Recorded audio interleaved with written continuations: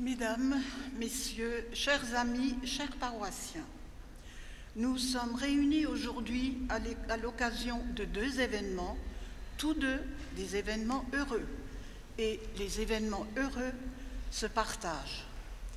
Nous avons l'honneur d'accueillir parmi nous Madame Catherine Trautmann, elle n'est peut-être pas encore arrivée, ancienne ministre de Culture, ancienne députée, ancienne maire de Strasbourg. Ça va mieux? Voilà. Qui est toujours présente en cas de besoin et qui est toujours là s'il y a besoin pour la paroisse. Et parmi nous également M. Christian Albecker, président de l'Union des Églises protestantes d'Alsace et de Lorraine, M. Philippe Günther, inspecteur ecclésiastique, M. Olivier Gravel, député laïque au consistoire supérieur, M. Jacques Merle, inspecteur laïque, Mme Ludivine Quintelet, conseillère à la communauté d'Alsace. Et parmi nous également sont présents d'anciens paroissiens de la paroisse de Westhofen.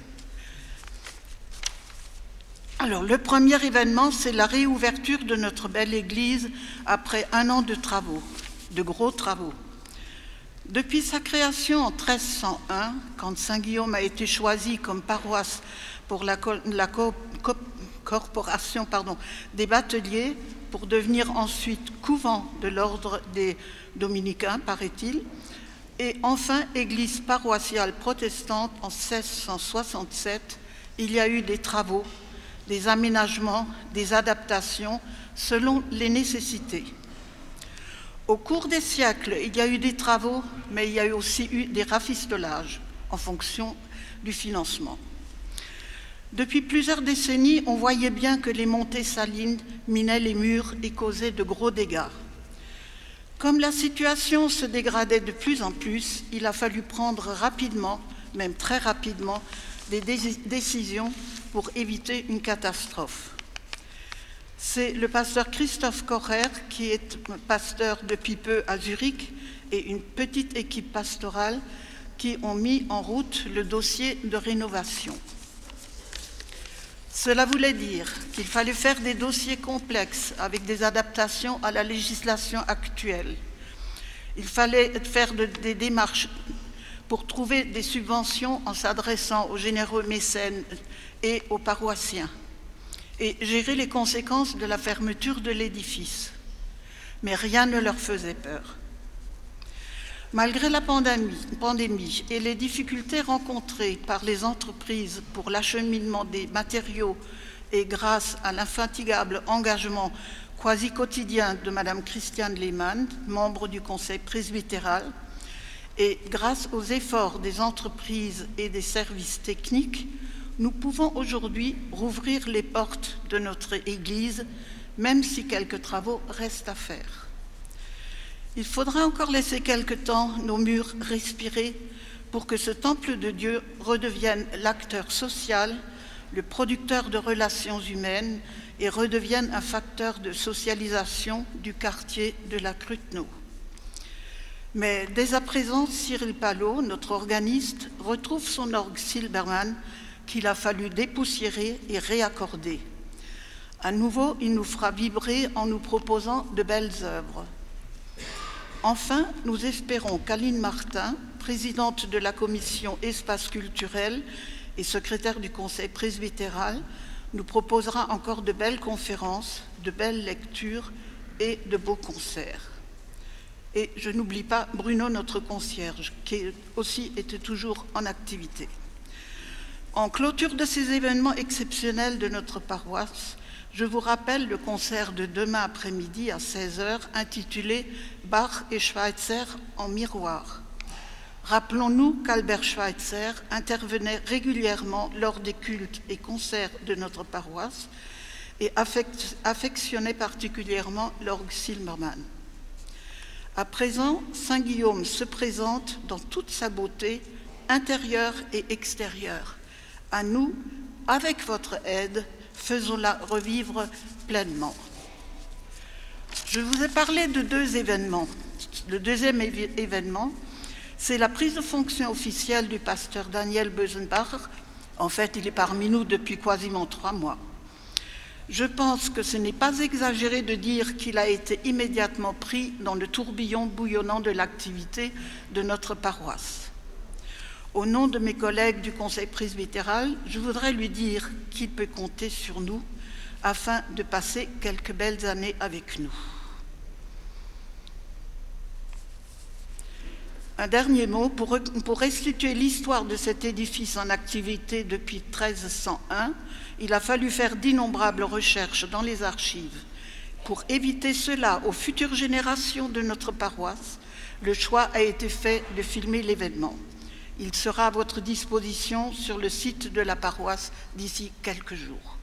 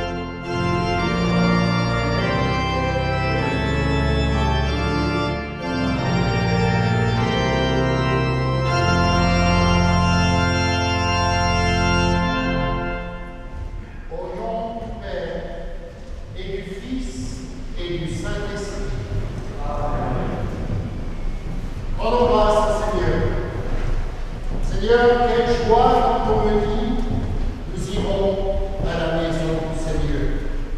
Prions. Nous te remercions pour ce jour, Seigneur, où nous, après des mois de travaux, nous entrons dans tes paradis. Nous te remercions pour les personnes qui ont œuvré afin que cette fête soit possible. Les artisans et les entreprises, celles et ceux, salariés et bénévoles qui ont suivi le chantier, les donateurs et tous celles et tous ceux qui ont contribué d'une manière ou d'une autre à ces travaux de rénovation. Nous te louons, Père, car au-delà du bâtiment, cette église se veut avant tout comme un lieu de célébration et de rencontre. Bien, Seigneur, soit l'hôte de cette demeure dans laquelle tu nous invites à partager la table de ta parole. Béni sois-tu, toi qui nous bénis. Que le Seigneur bénisse cette Église. Que le Père tourne son visage vers tous ceux qui y entrent. Que le Fils nourrisse par sa parole et son pain tous ceux qui s'y rassembleront. Que l'Esprit Saint, l'hôte intérieur, habite tous ceux qui y passeront. Dieu bénit pour les siècles des siècles. Amen.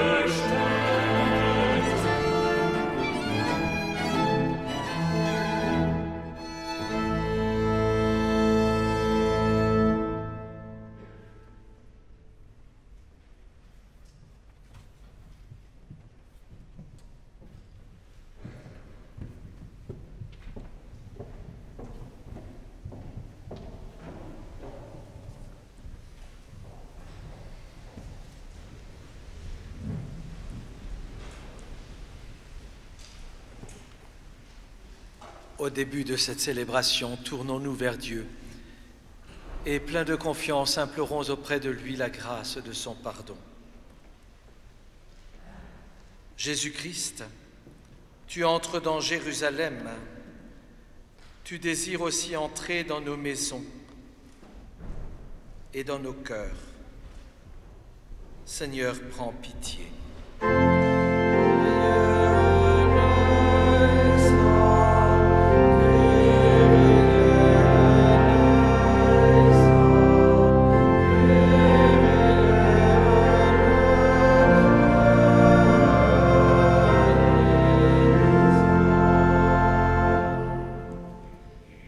Jésus-Christ, serviteur des hommes, tu t'approches de ceux qui t'attendent. Christ, prends pitié de nous.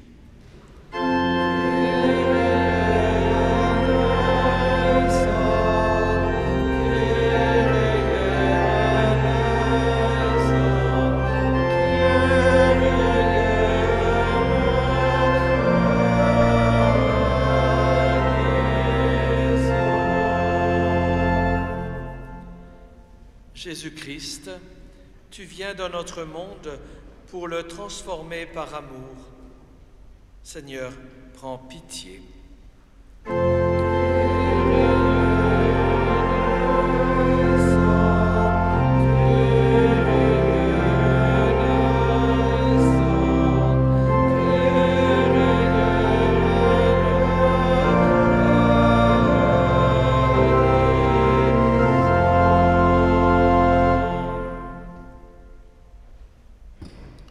Dieu Tout-Puissant vous a fait miséricorde.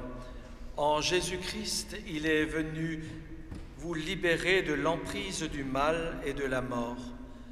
Il vous renouvelle. Enfants de Dieu, vous êtes libres et aimés. Celui qui met sa confiance dans le Seigneur et trouve sa joie en Jésus-Christ est sauvé.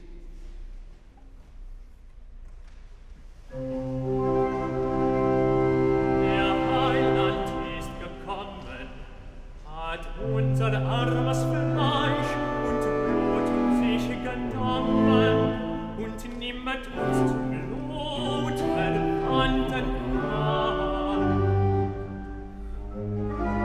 Oh, allerhöchstes Gott, was hast du nicht an uns getan?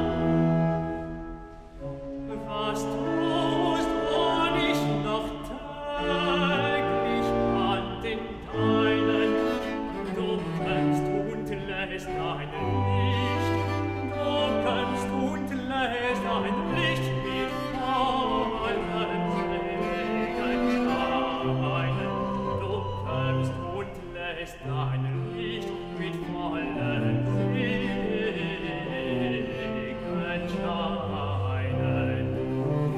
Mit vollen Segen scheinen.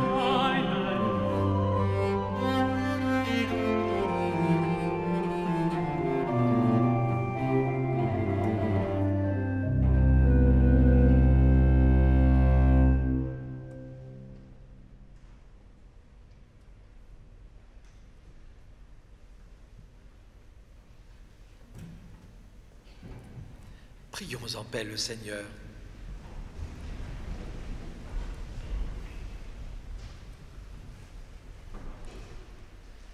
Seigneur Jésus, nous sommes rassemblés dans l'attente de ta lumière et dans l'espérance de ta venue. Prépare-nous à t'accueillir et à marcher avec toi, que nous demeurions en toi qui vis et qui règne avec le Père et le Saint-Esprit, un seul Dieu, béni pour les siècles des siècles.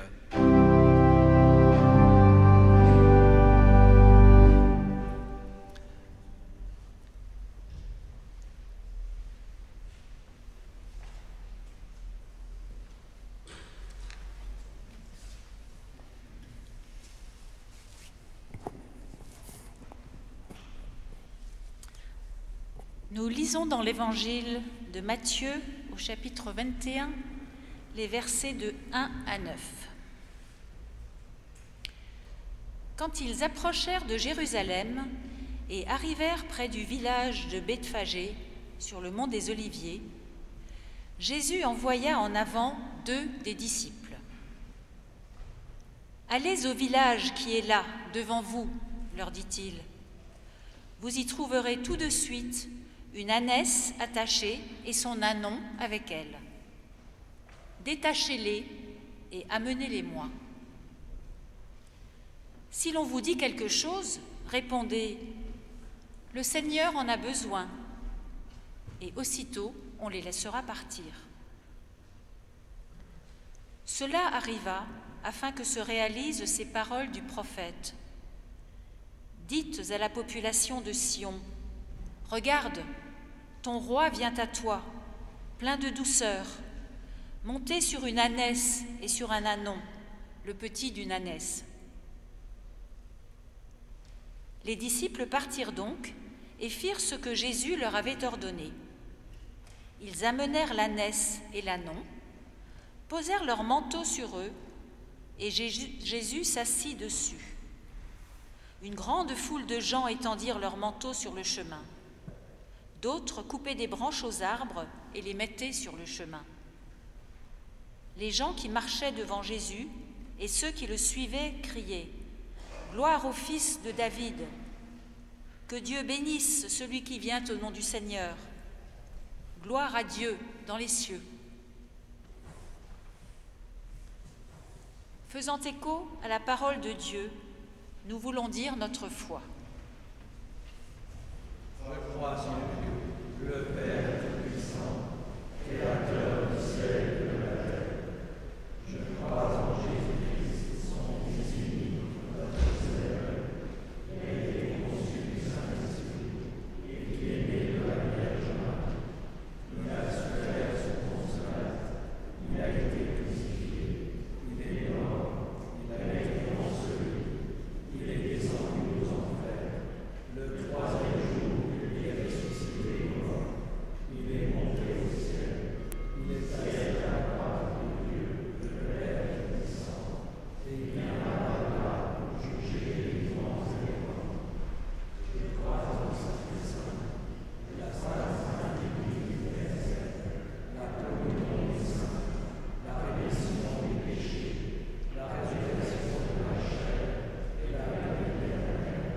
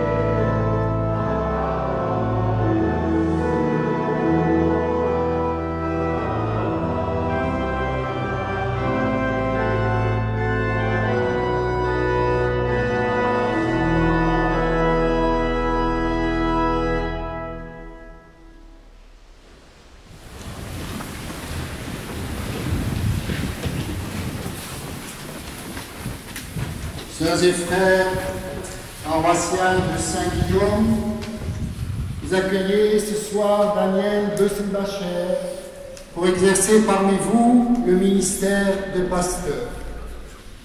Laissez-moi vous le présenter brièvement. Daniel est né à Strasbourg en 1968. Il passe toute son enfance à Kolbsheim. Il a suivi ce qu'il appelle un parcours d'église classique.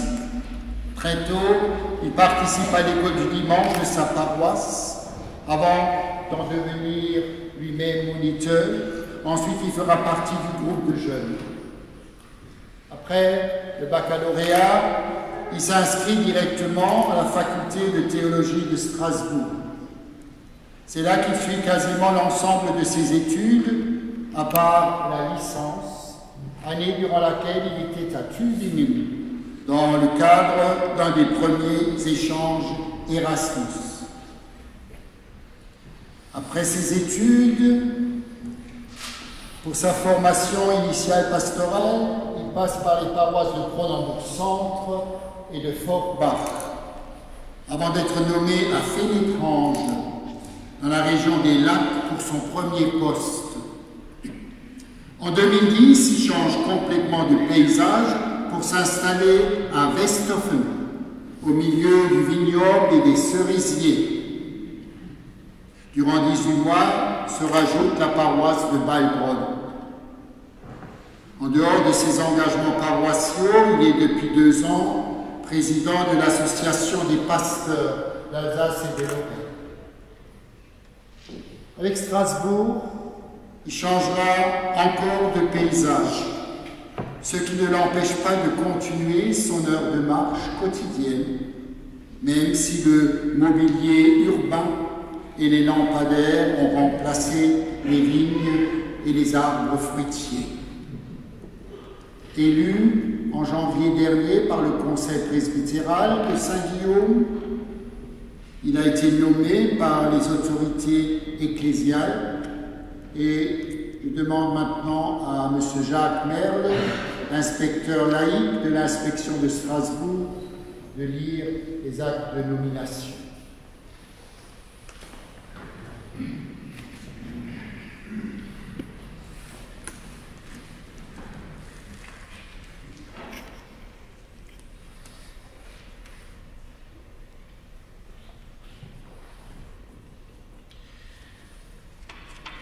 Extrait du procès-verbal des délibérations du Conseil restreint de l'Union des Églises protestantes d'Alsace et de Lorraine. Séance du 2 février 2021. Le Conseil restreint de l'Union des Églises protestantes d'Alsace et de Lorraine, vu la délibération en date du 30 janvier 2021 du Conseil presbytéral de la paroisse de Saint-Guillaume, vu le décret du 18 avril 2006 modifiant le décret du 26 mars 1852, décide, article 1er, M. Daniel Bösenbacher, pasteur à Westhofen, est nommé pasteur à Strasbourg-Saint-Guillaume dans le Bas-Rhin. Article 2. La présente nomination sera soumise au ministre de l'Intérieur pour approbation. Fait à Strasbourg le 18 mars 2021, signé Christian Albecker, président de l'Union des Églises protestantes d'Alsace et de Lorraine. Ministère de l'Intérieur, Bureau des cultes du Haut-Rhin et de la Moselle. Strasbourg, le 22 mars 2021. Le chef du Bureau des cultes du Bas-Rhin, du Haut-Rhin et de la Moselle. À Monsieur le Président du Conseil restreint de l'Église protestante de la Confession d'Augsbourg d'Alsace et de Lorraine. Vu la décision du Conseil restreint de nommer M. Daniel Bösenbacher au poste de pasteur à Strasbourg-Saint-Guillaume de l'Église protestante de la Confession d'Augsbourg d'Alsace et de Moselle, qui a été bien reçu. Sauf opposition du préfet, que j'ai informé de cette décision, et du ministère, cette nomination sera réputée acquise le 19 avril 2021. Signé Jean-Yves Gross, chef du Bureau des cultes. Merci. Cher Daniel, sœurs et frères en Christ, le cri de joie et de reconnaissance dans l'Évangile pour le premier avant qui vient d'être proclamé me semble tout donné et adéquat pour mon message à vous, à toi, ce soir, ici. Béni soit celui qui vient. mots exprimés, chantés par la foule il y a 2000 ans, accueillant Jésus de Nazareth aux portes de Jérusalem, résonnent ce soir en vous et en moi, rassemblés pour inaugurer une église rénovée et accueillir un nouveau pasteur. Enfin, je me suis dit que c'est peut-être ce petit mot qui dit ce qui habite vos pensées.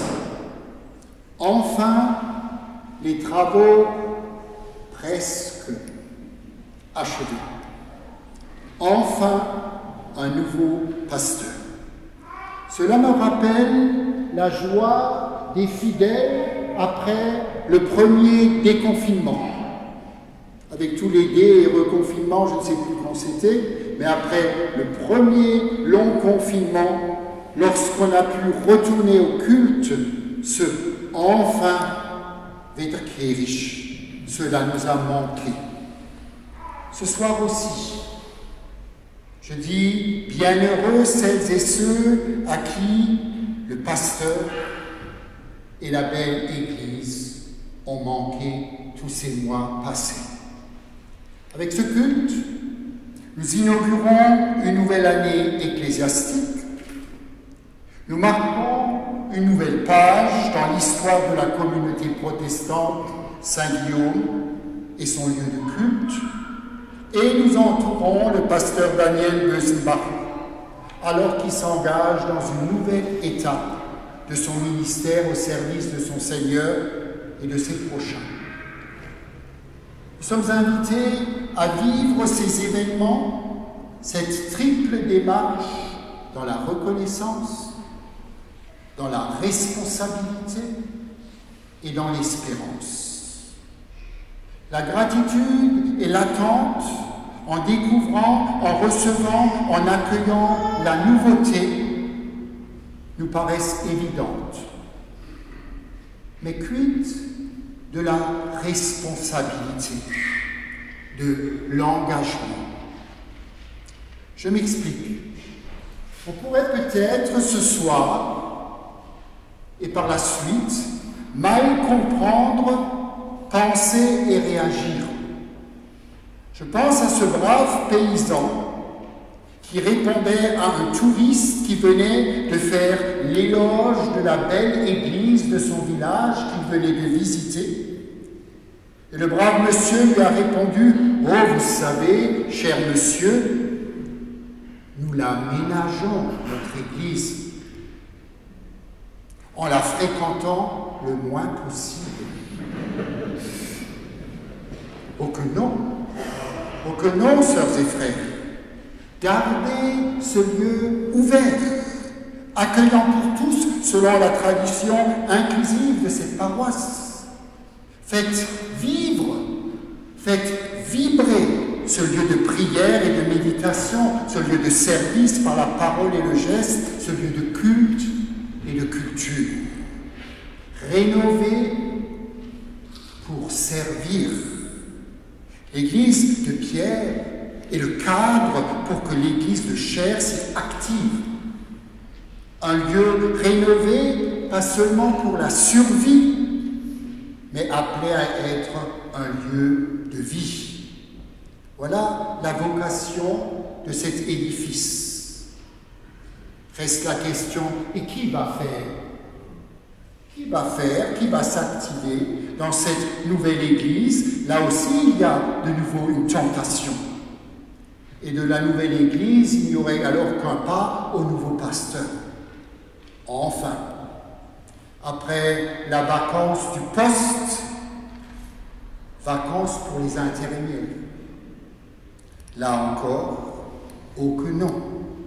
Certes, ce sera lui, le professionnel, avec son expérience, avec ses charismes, avec son savoir-être et faire, qui sera appelé à conduire, à conseiller, à parler, mais avec vous, l'ensemble de la communauté, et surtout avec vous, les conseillers, les conseillères presbytéraux. continuez à mettre votre diversité, votre richesse au service de l'unité de votre paroisse. Ensemble, comme là-bas, jadis sur la route vers Jérusalem, il y avait les 12, les disciples, mais il y avait tous les autres, tous à la suite du Christ. Voilà le programme pour l'avenir.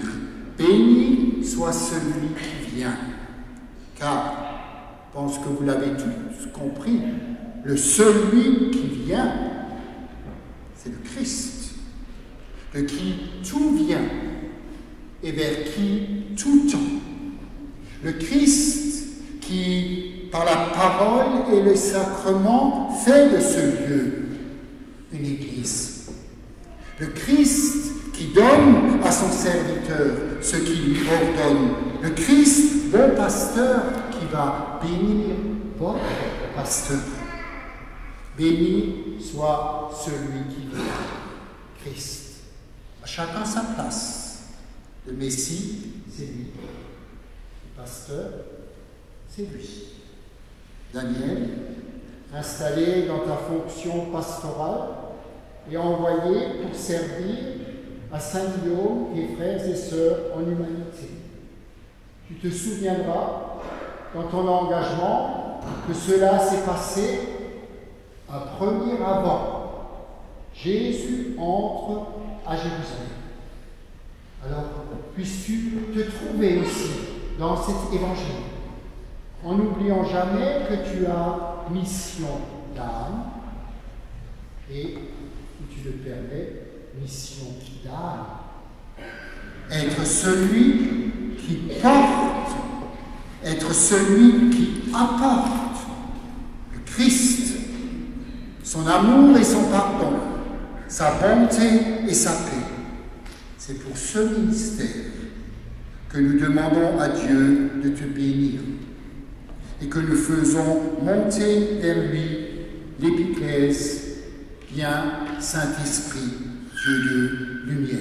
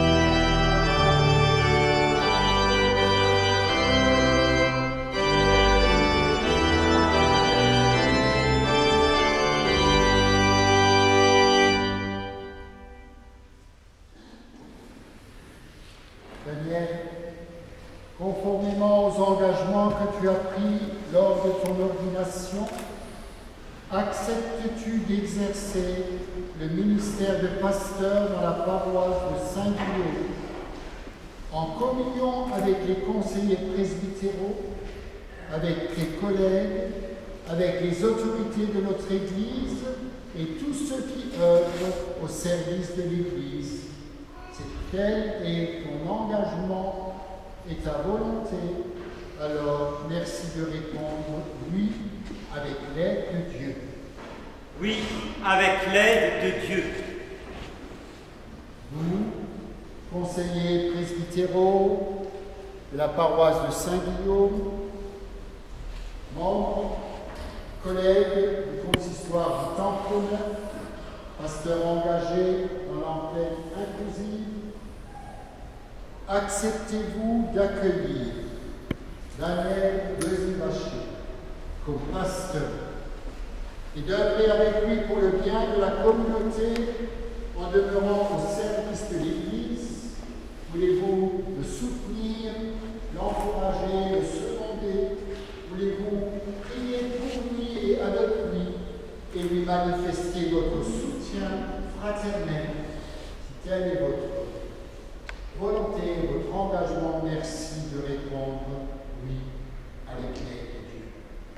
Oui, avec l'aide de Dieu. Et vous, sœurs et frères, membres de la paroisse de Saint-Guillaume, amis, proches du nouveau pasteur, venez de recevoir Daniel Desivaché comme pasteur ici de cette communauté. Voulez-vous prier pour lui, le soutenir dans son ministère au service du Christ et de l'Église? Alors merci de répondre oui avec l'aide de Dieu. Oui, avec l'aide de Dieu.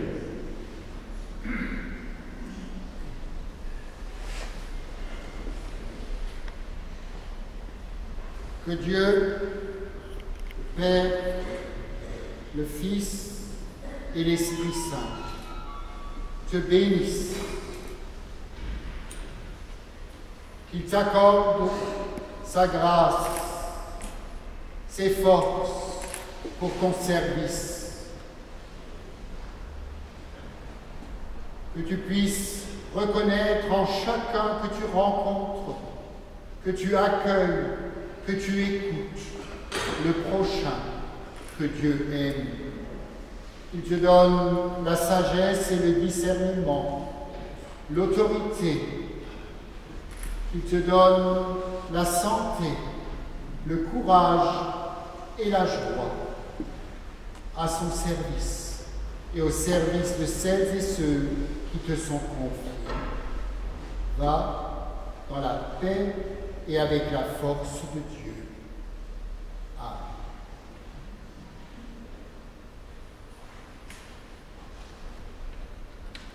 J'invite les paroissiens à chanter pour que le jour qui se lève, tel que c'est donné sur le programme, et comme signe de leur sympathie, de leur bienvenue, de leur engagement, à passer devant chaque conseiller pour recevoir votre signe d'amitié et de fraternité. Amen.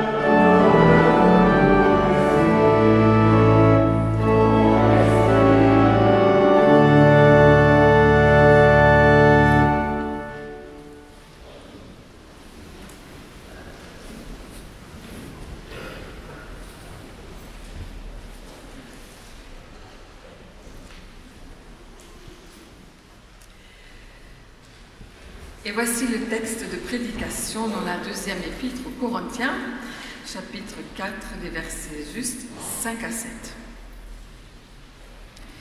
Dans notre prédication, ce n'est pas à nous-mêmes que nous annonçons, mais c'est Jésus-Christ comme Seigneur. Et nous déclarons être vos serviteurs à cause de Jésus. Dieu a dit autrefois, « La lumière brillera du milieu de l'obscurité. » Eh bien, c'est lui aussi qui a fait briller sa lumière dans nos cœurs pour nous donner la connaissance lumineuse de sa gloire qui resplendit sur le visage de Jésus-Christ. Mais nous portons ce trésor spirituel en nous comme en des vases d'argile, pour qu'il soit clair que cette puissance extraordinaire vient de Dieu et non de nous.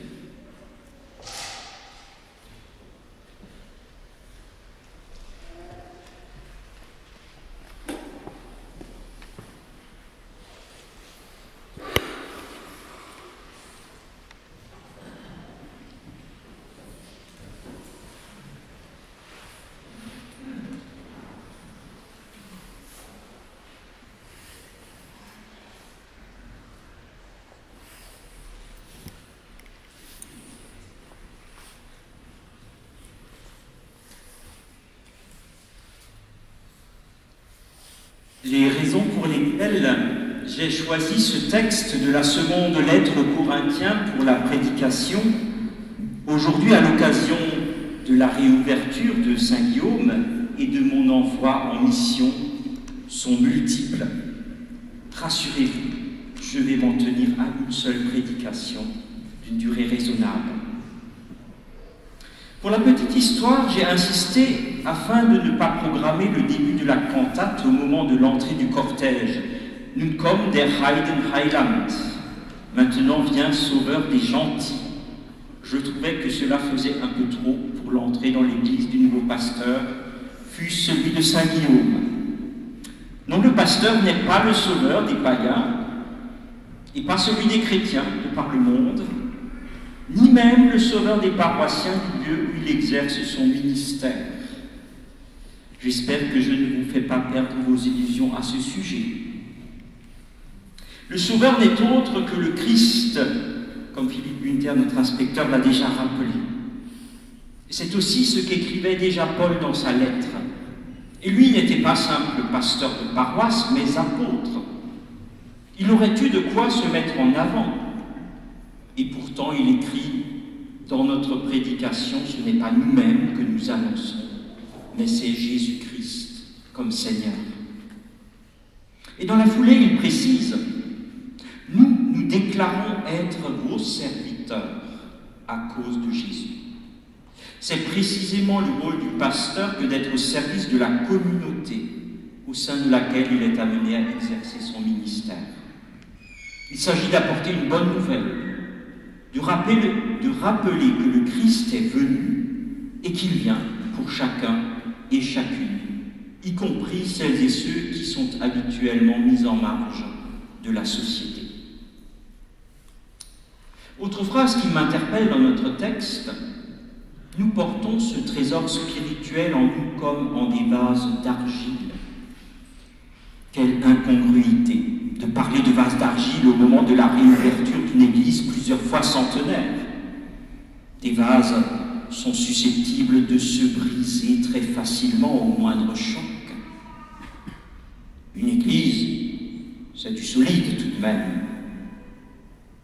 Le parallèle n'est pas forcément approprié, serait-on tenté de penser.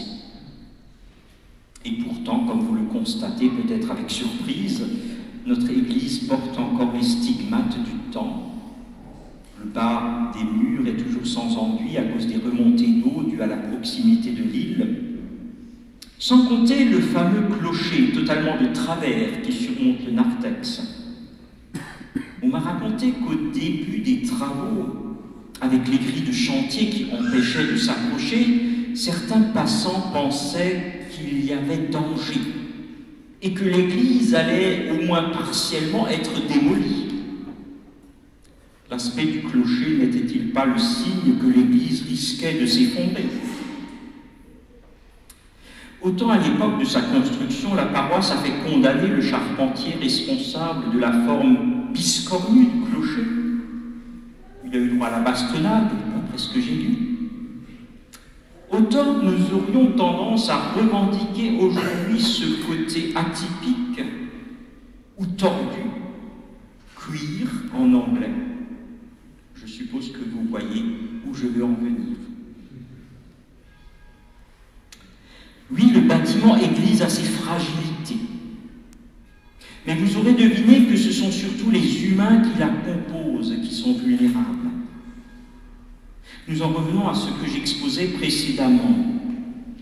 Portant ce trésor comme en des vases d'argile, nous ne pouvons aucunement nous vanter ou nous prévaloir d'une quelconque supériorité.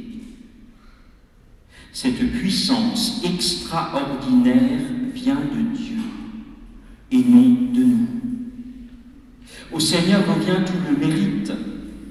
C'est lui qui offre la foi, le réconfort, la guérison, et j'en passe. C'est à lui que revient toute gloire. Nous pouvons reprendre l'expression Soli Deo Gloria par laquelle Jean-Sébastien Bach, dont nous écoutons aujourd'hui une des cantates, signait ses œuvres. Soli Deo Gloria est aussi le mot d'ordre lorsqu'il s'agit de parler du travail pastoral. Autre raison pour laquelle j'ai choisi 2 Corinthiens 4 pour cette prédication, qui dit fragilité pense également à consolidation ou réparation. Je l'ai déjà écrit ou dit à plusieurs reprises dans divers médias. C'est au cours d'une semaine de formation continue au mois d'octobre 2020 que m'est venue l'idée de postuler à la paroisse Saint-Guillaume. Lors de ce stage, j'ai été amené à revisiter les valeurs qui me portent et à prendre conscience de l'importance de l'accueil inconditionnel.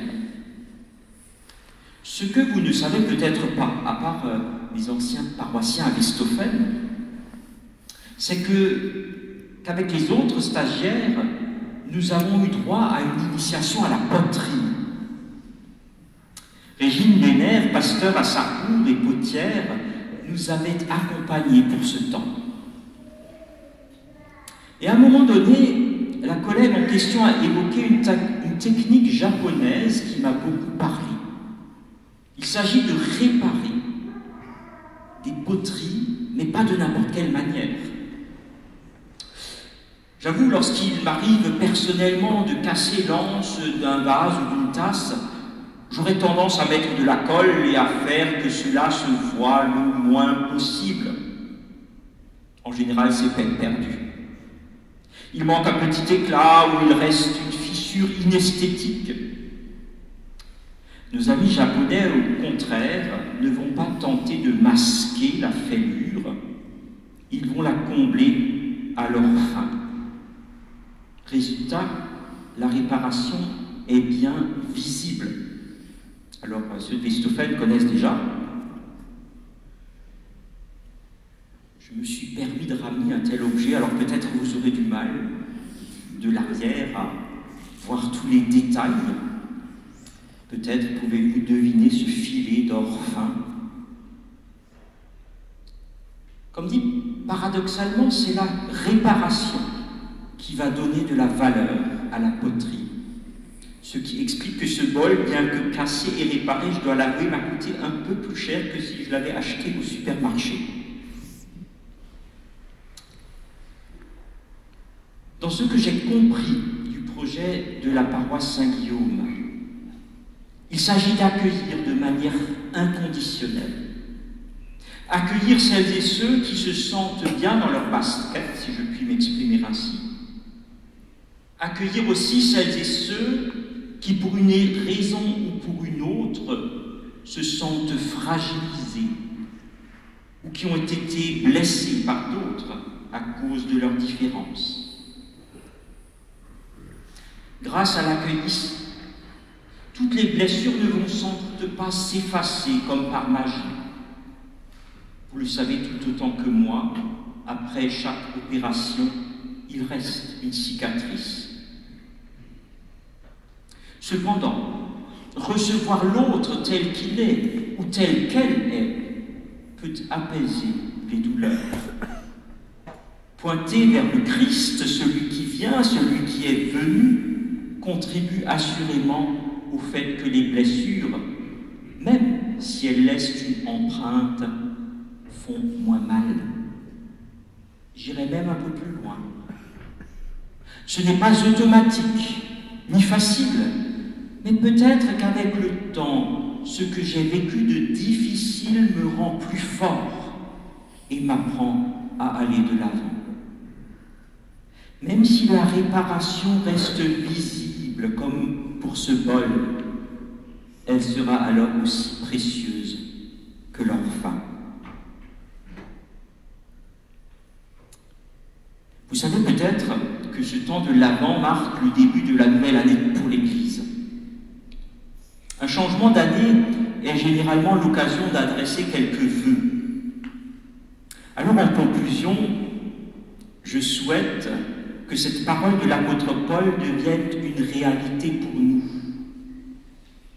La lumière brillera au milieu de l'obscurité.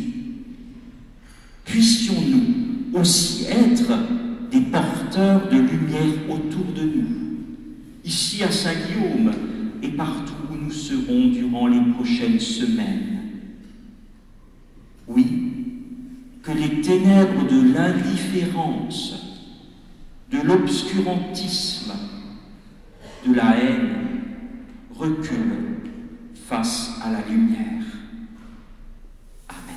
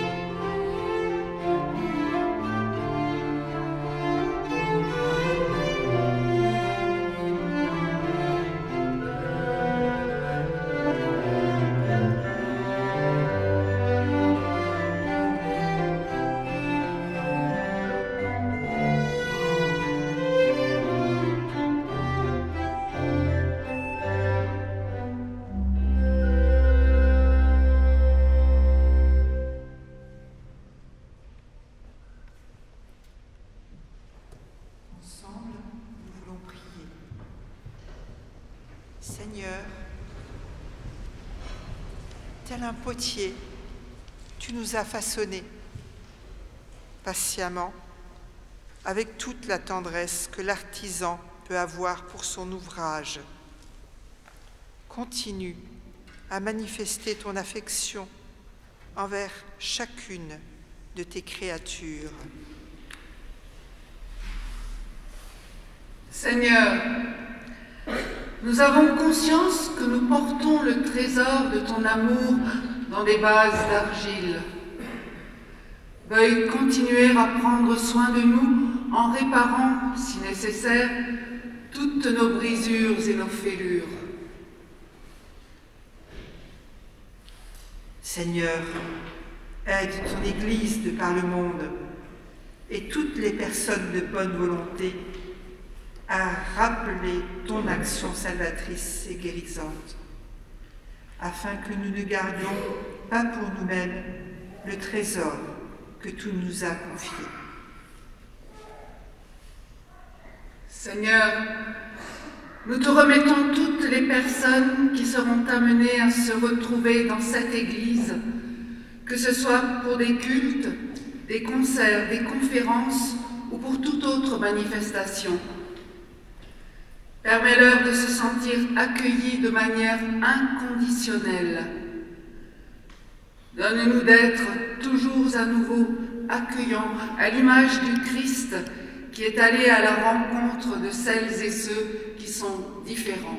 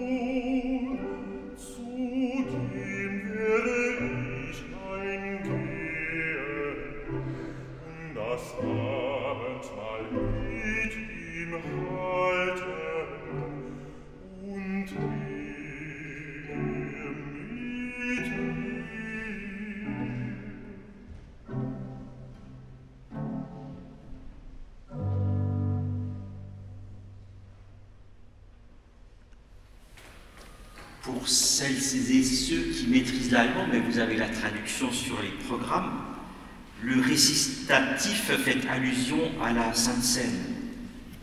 Par égard envers les autres traditions religieuses, j'ai fait le choix de ne pas prévoir de temps de communion durant ce culte.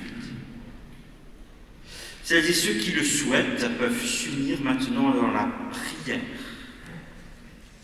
Et ensemble, nous pouvons dire d'une seule et même voix ces paroles que le Christ nous a apprises.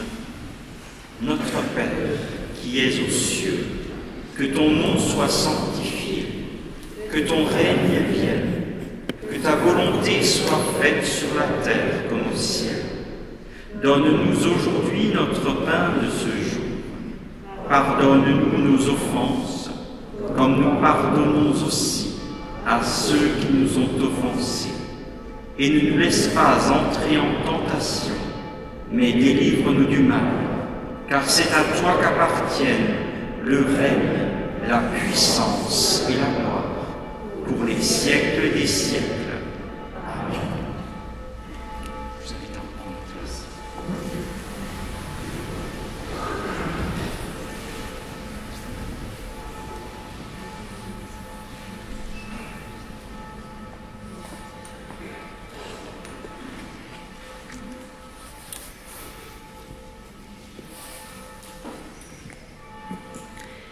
Les festivités pour la réouverture se prolongeront demain à 16h par un concert lecture avec Marie-André Jorger à l'accordéon et Vincent Dubois à l'orgue. La lecture se fera à plusieurs voix avec Daniel Bessenbacher, Maria Ioannou, Aline Martin, Rachid Megarfi et moi-même. À l'issue de ce culte, vous êtes toutes et tous invités pour le verre de l'amitié.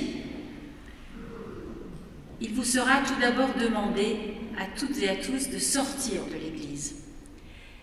Les personnes souhaitant partager le verre de l'amitié pourront entrer à nouveau dans l'Église en y accédant par la chapelle au fond de la cour. Vous pourrez sortir soit par la sortie latérale, soit par la porte par laquelle vous êtes entrés. À l'entrée de la chapelle, il vous faudra montrer votre passe sanitaire. Un buffet y a été préparé et une fois servi, vous pourrez revenir, si vous le souhaitez, dans la nef en passant sous le jubilé. Concernant les surprises apportées par le chantier, il se trouve que le traitement de protection des dalles et des tommettes n'a pas encore été réalisé en raison des efflorescences dues aux remontées de sel. Tous les sols n'ont pas pu être protégés par de la moquette. Nous vous demandons donc d'être prudents avec la boisson et la nourriture. Merci à vous.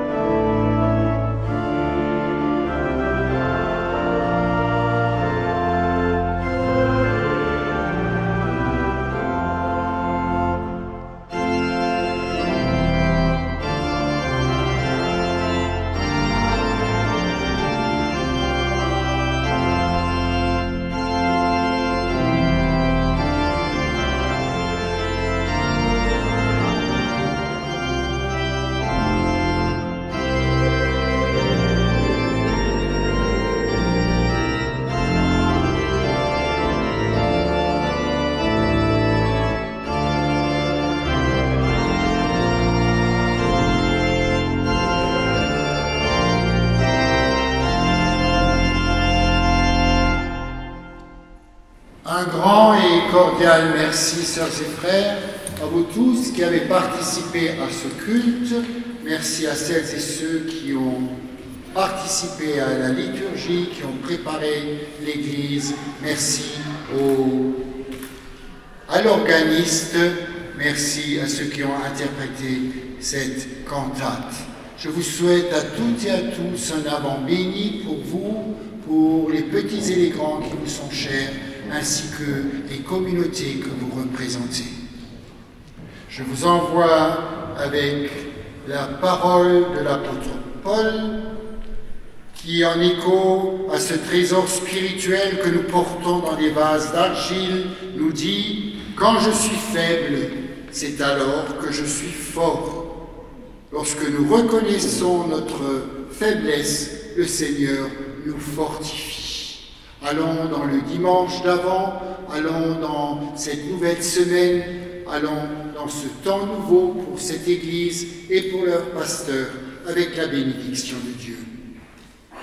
Que Dieu vous bénisse et qu'il vous garde. Que Dieu fasse briller sur vous sa face et vous accorde sa grâce. Que Dieu tourne vers vous son regard et vous donne sa paix. Allez et vivez toujours dans la paix du Christ. Amen.